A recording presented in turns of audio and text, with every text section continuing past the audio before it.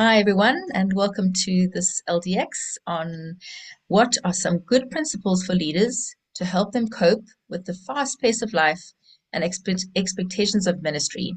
For those of you that don't know me, I'm Belinda Chaplin, and we're going to be chatting today to Barbara Connor. And yeah, we're just going to both give some of our ideas of how to really, yeah, some of these good principles for us to follow as leaders. So, Barbara, maybe you can kick us off after introducing yourself. Yeah, my name's Barbara. You can see by the grey hair that I've been in YWAM for a long time. I've mostly been involved in leadership development, youth ministry, and working with the University of the Nations. I currently live in the south of Spain. Yeah, when I heard this topic that we have for March, it made me think about what have I done in my life to maintain a sustainable pace? How do you stay in missions for decades and decades and not burn out after 4 or 6 or 10 years? And I realized that for me, there's a bottom line, there are basics about having a healthy lifestyle. And that includes the ordinary stuff like getting enough sleep, um, getting some exercise, eating in a healthy way, things that you would think are nothing to do with time management and schedule, but they kind of form the foundation for us having a healthy lifestyle and being able to establish a sustainable pace. Yes, I remember one of the things I learned from a very good leader who was very good at pacing himself was that he actually scheduled those things into his schedule. Mm. So they were non-negotiable. And then it was so much easier for him to say, "Oh, sorry, I can't meet at that time," without giving a reason, like, "No, I'm going to the gym," Yeah. or I'm, whatever. And so, those times were just already scheduled in, so he couldn't do the whatever way he was being asked. And so it's a much easier way to know and keep caring for yourself if you've already kind of put them in your schedule. So that was a good Yeah. And the good thing. same thing if you have a family, if you have kids, for example. I hate hear because I'm involved in youth ministry, I just hate hearing from kids who resent missions because mom and dad were always so busy. You can actually schedule in time with your family so that other things can intrude on that. No, exactly. I think one of the other things that has always been helpful to me is, and I think you were sharing before we got into this recording, just about those rhythms of life, those sort of Uh, times of rest. Maybe you can share a little bit about that. Yeah, I've always had Sabbath as a high value. I have a lung condition, so I occasionally get sick with pneumonia, and invariably somebody will say, "Oh, this must be God telling you to slow down." And I get so angry. I get angry at the thought that God would make us ill to slow us down because I think it's our responsibility to have a healthy, sustainable pace. And one of the ways I've done that is by having a value on what I call Sabbath.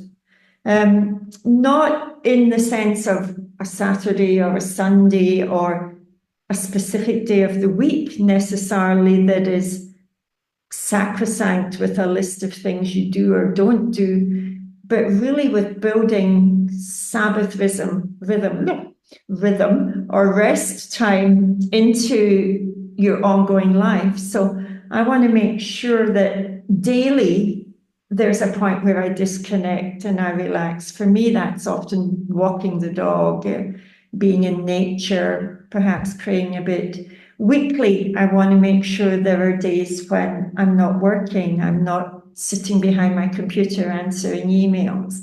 Monthly, quarterly, annually, there need to be rest times, perhaps a spiritual retreat, perhaps a holiday, a vacation, just different ways that we build in times when we're not working. And I think it should be daily, weekly, monthly, and at different seasons throughout the year. Yeah, that's really good. People ask me, like, how have you managed to stay in Bosnia for it's now 24 years? And Wow. one of the things that has been so helpful to me is to have a regular time at home Yeah, in South Africa. So, I went to Heidelberg actually and did a school of frontier missions before I came here. And one of the things they suggested was to have 2 to 3 months every other year, with your home church, with your home people. Um, and I see the wisdom in that now, because that's one of the reasons I've been able to sustain my yeah, pace, because you know you're going to have that time sort of off. Okay, you're still kind of raising finances and seeing people, but it's a different kind of thing.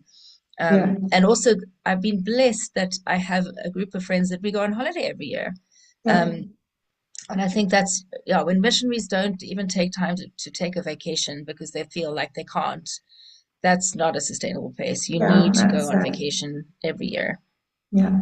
And I think if you have the privilege of being the base leader or the team leader, you can actually help the whole team to do that.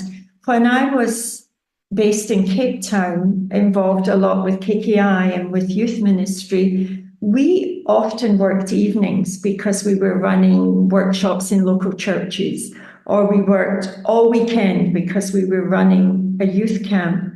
And then we would agree together, the whole base is closed on Monday. Nobody has to answer the phone or answer emails or, cook. And we would make sure we had a day off in place of the fact that we'd be working literally 24/7 when you're looking after young people all weekend. And then we tried to do the same every time we had a major commitment, like a conference or a YWAM gathering that lasted a whole week, or we would go on short-term missions outreaches for 3 or sometimes 4 weeks in the summer. So when we came back, we would make sure that everyone had a few days off to wash their laundry, write their newsletter, and just rest and recover from the intensive ministry time. So important, so important. Yeah.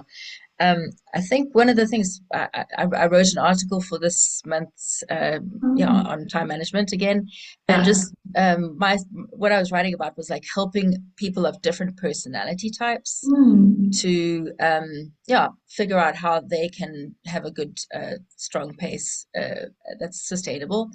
But yeah, maybe we can just think of some ideas of, like, for us as leaders, how Yeah, we can, so like if I'm an extrovert, I need to schedule in some time with people. But if yeah, I'm an introvert, actually you need to schedule some time maybe to have, to get your introversion, rest. So maybe, yeah. yeah, can you think of any other sort of Yeah, I was suggestions? just talking about that last week with some students on a school I was teaching on. Again, we've been talking about how personality impacts team. And one person said when they're tired, they just want to hang out and drink coffee and chat or watch a movie with others. And the other person said, I want to be alone and read a book. And it was good that they both knew what they need. And I think for each one of us, we need to know, what do I need in order to refuel and rest and not feel the pressure to do what other team members need, because I might be the one that's different, or we might all be quite different. That's so important. Yeah, I think also just, we need to know ourselves what we need Yeah. and what kind of rest that we need. And when we talk about the Sabbath, it's so important to realize it doesn't have to be like you just don't do anything. You need to Yes. actually find things that are restful to you. And I Mhm. mean, you mentioned some of those things like going out and walking, or, spending time with friends, or going to see a movie or whatever. But like taking Hobbies. that time to rest in the way that you are resting is so Yes. important. Yeah. Yeah. What about interruptions? How do we handle those?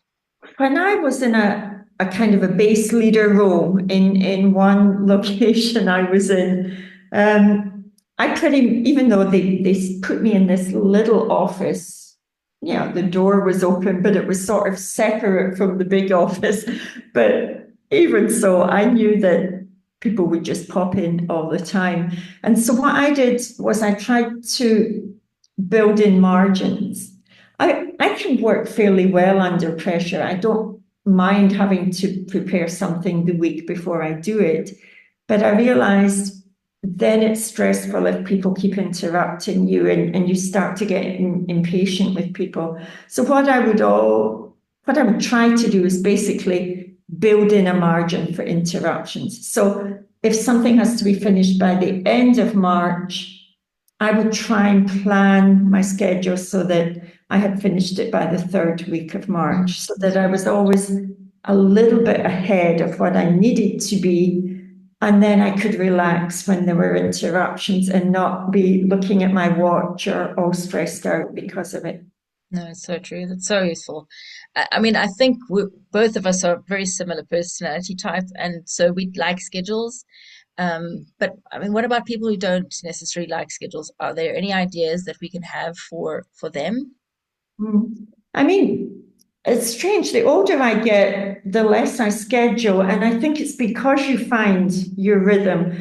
Um, I think a key could be knowing what are the best times of day for you personally to do certain things. So, for example, I have a friend who tells me that he likes to do all his brain work in the morning. He likes to work on the computer and do anything that involves a lot of thinking in the morning, and anything that's more physical or physically strenuous, then he can do that in the afternoon. Whereas you might be the opposite. You might like to work off some energy in the morning if you have physical tasks to do, and then you feel relaxed and you feel that you need less energy to do computer work or whatever. So know yourself.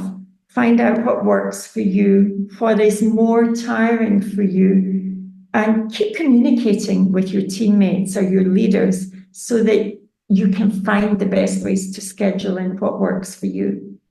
Perfect. Well, I think that's all we've got time for. It's a very quick 10 minutes on these LDXs. Thanks, Barbara. And Thank yeah, you. see you on the next one.